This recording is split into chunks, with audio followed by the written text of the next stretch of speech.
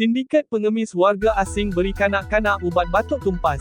Kuala Lumpur, berselindung di sebalik perniagaan aksesori telefon bimbit, kedai dobi dan gunting rambut, itu antara kegiatan dijalankan sindiket pemalsuan dokumen dan pengemis warga asing yang dibongkar dalam operasi di beberapa premis sekitar ibu kota pada Selasa.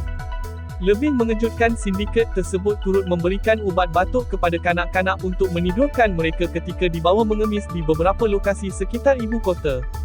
Ia susulan botol ubat batuk ditemukan dalam pemeriksaan dijalankan.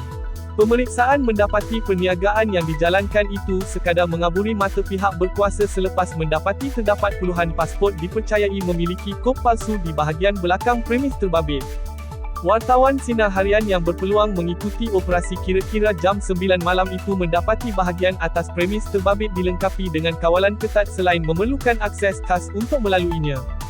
Tinjauan ketika operasi, bahagian tingkat atas premis berkenaan terdapat beberapa unit bilik yang disewa warga asing dengan kadar RM800 sebulan dan memuatkan kira-kira 8 individu. Pengarah Imigresen Kuala Lumpur, Wan Muhammad Saufi Wan Yusof berkata, serbuan dijalankan susulan maklumat dan risikan yang dijalankan lebih 6 bulan di lokasi kejadian. Operasi dijalankan berjaya menahan kesemua individu berumur antara 10 bulan hingga 59 tahun terdiri daripada 44 lelaki, 22 wanita, 4 kanak-kanak lelaki dan 7 kanak-kanak perempuan warga Pakistan. Selain itu, turut ditahan seorang lelaki tempatan dan 2 wanita yang mana masing-masing merupakan warga India dan Indonesia, katanya pada Selasa.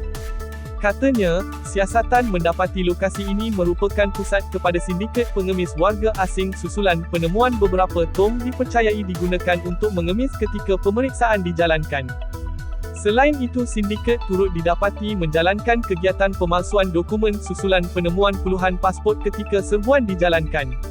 Kesemua mereka ini dibawa ke Pejabat Imigresen Kuala Lumpur untuk proses dokumentasi, katanya. Menurutnya, siasatan dijalankan di bawah Akta Imigresen 1959/63 dan Seksyen 12(1)(f) Akta Pasport 1966.